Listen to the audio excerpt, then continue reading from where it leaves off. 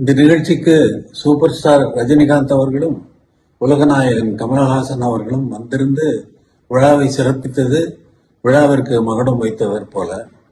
ஆனால் விழாவிற்கு வந்தவர்கள் சிம்பனி எப்படி இருந்தது என்றும் அல்லது எங்களுடைய திரையுலக வாழ்க்கை 50 வருட வாழ்க்கை எப்படி இருந்தது என்றும் அதில் நடந்த சம்பவங்களை பற்றியும் சொல்லாதது எனக்கு ஒரு சிறு விஷயமாக இருந்தாலும் அது ஒரு விஷயமாக எனக்கு பட்டது.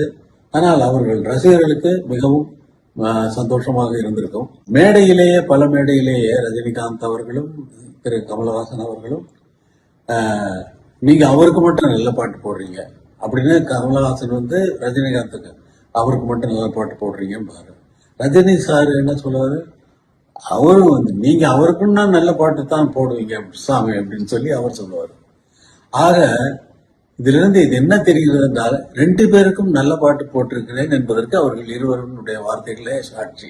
ரசிக பெருமக்களும் வந்திருந்த அனைவரும் எல்லா துறையை சார்ந்தவர்களும், சினிமா துறை, பத்திரிகை அன்பர்கள், அரசு அமைச்சர் பெருமக்கள், மற்ற முக்கியமானவர்கள் இவர்களெல்லாம் அவர்கள் இந்த சிம்பனியை பார்த்தது, எனக்கு கேட்டது, பார்த்தது எல்லாமே மிகவும் மகிழ்ச்சிகரமான விஷயம்.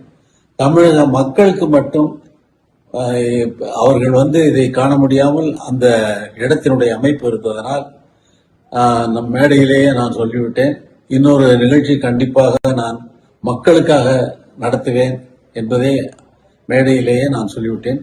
அது கண்டிப்பாக நடக்கும். மக்கள் அனைவரும் அதை எதிர்பார்க்கலாம். அந்த நாளை நானும் மிகவும் ஆவலோடு எதிர்பார்க்கிறேன்.